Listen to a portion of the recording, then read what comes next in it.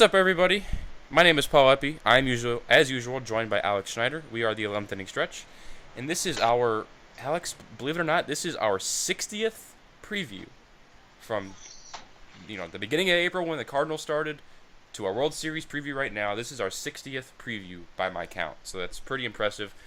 Congrats to you for not killing me yet, and thank you for joining me. Too. Yeah, congrats to you too. You do all the hard work. I just kind of get on here and shoot videos. So without further ado, we are going to preview the World Series. It's the Indians and the Cubs. I never thought I'd be saying those two teams, to be honest with you, but here we are. It'll be a fun World Series. I have the Indians. I'm going to preview them. So the starting pitchers are going to be Corey Kluber, Game 1, Trevor Bauer, Game 2, Josh Tomlin, Game 3, and Game 4 is going to be a little interesting. Ryan Merritt, who pitched in the ALCS against the the Blue Jays, he might pitch, but Danny Salazar might be back for Game 4 as well. They might do a little tag team. We'll see on Saturday when we get there. And then I'm going to introduce the Cubs pitching here. You got John Lester going the first game. Jake Arrieta is going the second one. Kyle Hendricks is pitching the third game. And the ex-Cardinal, which we're all wishing him the best of luck going for another World Series championship, is John Lackey. Injuries-wise for the Indians, it's actually a bit interesting. Like I said, Danny Salazar is back, although it's not known when or if he will pitch. As I just said, they left Game 4 open. So he could start Game 4. Ryan Merritt could start Game 4. They might do a little tag team, have Merritt, throw 2 or 3 or 4 innings, have Salazar come in for a couple innings, and then get to that great bullpen. That's something that's going to be wait to be seen, but it's going to be something like that. Salazar got hurt on September 9th with the forearm strain, and he's a big, big addition to this Indians team in the World Series. Injuries. I got some updates. I have 2 names listed, 2 big key components to the Cubs team. I'm going to start off with Jason Hamill. Just had some elbow tightness. He is scheduled to return during the World Series. Me and Paul actually talked about it before we got on here, and we don't know if he'll come back or be on the roster. I personally think that he will, just kind of out of the kindness of the Cubs' hearts. He pitched for him all season, so I kind of figured that they would make a spot for him. And then the other one, and both teams actually have a key player coming off the DL, and this one's really big, and I think it kind of gives a competitive edge to the Cubs a little bit, and that is Kyle Schwarber is it hasn't been announced officially, but it's I don't know how you would say, it's kind of expected that he's going to be put on the roster. He's been playing in the Arizona Fall League, getting some at-bats. So he is expected to be put on the roster and DH when the Cubs are in Cleveland, which is going to be most of the series, given the fact that they have home field advantage.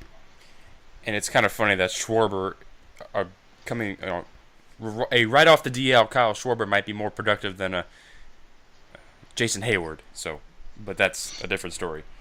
So the who's to watch for the Indians? I'm going to keep it short and keep it simple. You got to watch the pitching, because against the Blue Jays, they allowed a total of 4 runs in 5 games. That's pretty impressive against that lineup, Alex. If they can shut down the Blue Jays lineup, they can shut down the Cubs lineup.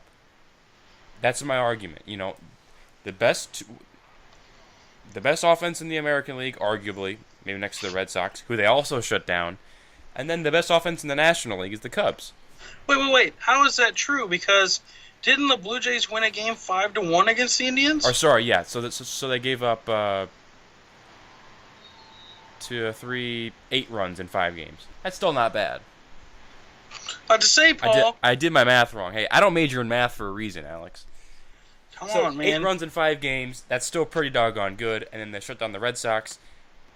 I don't think they'll shut down the Cubs lineup, but if they can do it against the Red Sox and the Blue Jays, they can do it against the Cubs. Yeah, my players to watch are going to be pretty simple. I'm going to go with Kyle Schwarber first. If he actually does come off the DL and does make a start, I think that it's going to be key. I think that he's going to be a key component, driving in runs in that lineup, and it really depends on where he bats. The other guy who I could say arguably has had the best postseason of any of the Cubs players so far is Javier Baez. Oh yeah. I don't. Who won the NLCS MVP? I think it was John Lester, or it was like a split between like Lester and somebody. I don't know. I didn't watch it because I had other things to do on Saturday night than watch the Cubs celebrate. But yeah, I think it was Lester and somebody else. Okay, but Javier Baez arguably has had one of the best postseasons anybody could ever wish for. I mean, other than Pablo Sandoval when he hit the 3 home runs in the game. But doing it defensively and offensively has been crazy good. So those are my 2 players watching: Kyle Schwarber and Javier Baez. Predictions-wise, I think it all hinges on the Indians pitching. Because like I said, if they shut down the Cubs like they did the Blue Jays and the Red Sox, it's going to be a short series for the Cubs. Hey, but, Paul, real quick. Yeah. I kind of want to change things up. I was thinking about it. Okay. With the predictions, we've done predictions for every series, and we're in the 60th one. I was thinking about, because I've noticed that when I predict a team to win, I honestly don't even want to watch the games because I've already chose my winner. So if it's not true, I'd like to kind of do it differently. Okay. I'd like for you to maybe sum it up in 2-3 sentences, maybe, as to both sides, what you think they have going for them. Sure. But I don't want a prediction in games. I just kind of a keys to the game.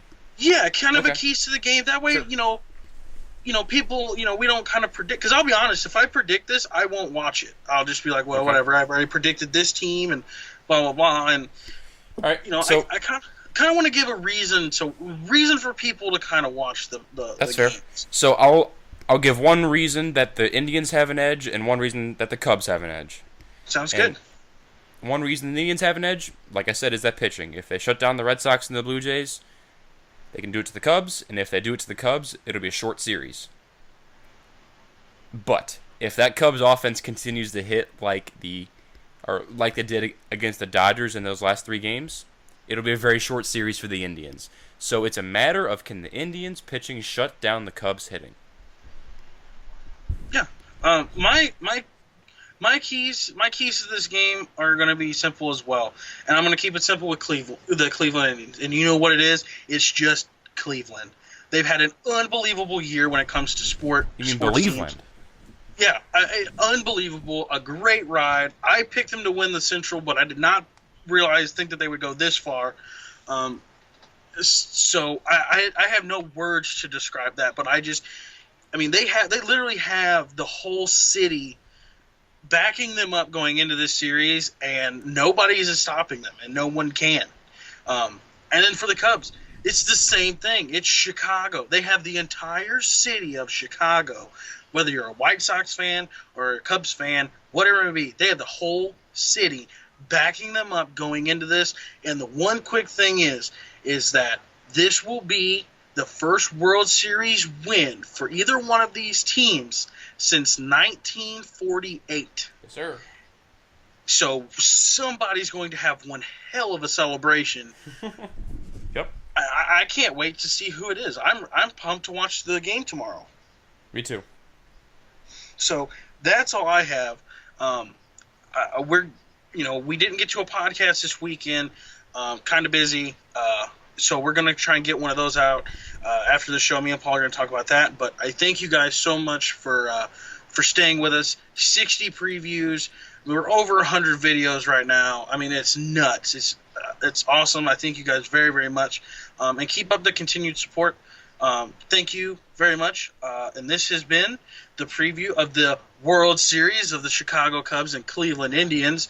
For Paul Epi, my name is Alex Shire. This has been the 11th Inning Stretch. Thank you guys very much, and have a good night.